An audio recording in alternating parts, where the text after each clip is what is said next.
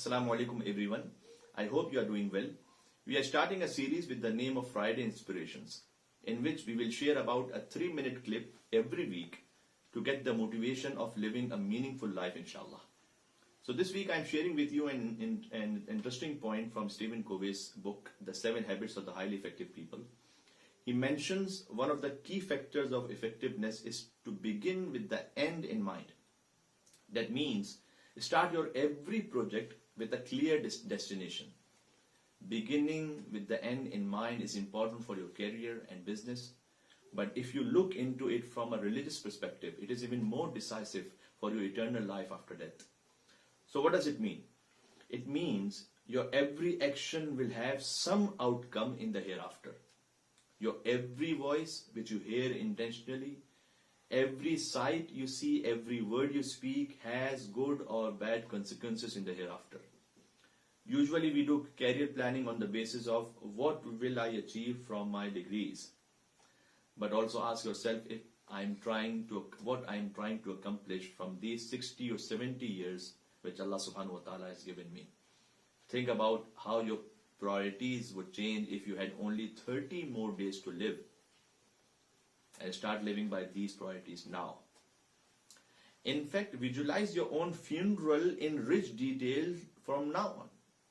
Think who will be there in your funeral, what will they say about you. Think about the relationship you had with your wife, with your children, with your parents, with your community. What do you want them to think about you at your funeral? And then assess yourself that are you on a right track or not? Or we need to change our attitude. Allah subhanahu wa ta'ala says in Surah Al-Ankabut verse number 64, the life of this world is nothing but diversion and play. But the home of the hereafter is the real life if you only knew it before.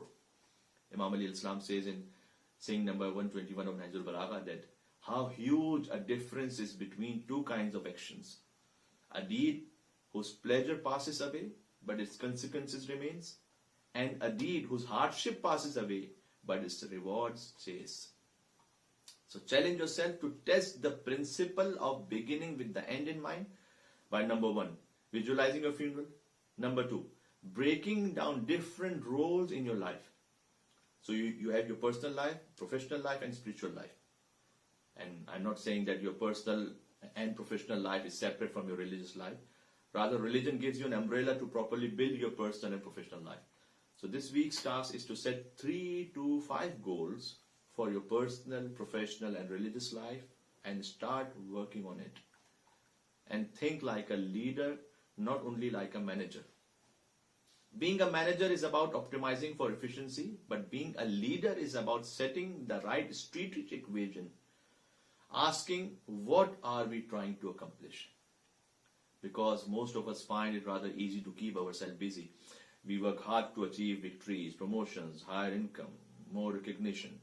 But we don't often stop to evaluate the meaning behind this busyness, behind these victories. We don't ask ourselves if these things that we focus on so intently are what really matter on us in the end. So set those goals which can lead you to the maximum favorable outcome after your death, because we should begin with the end in mind.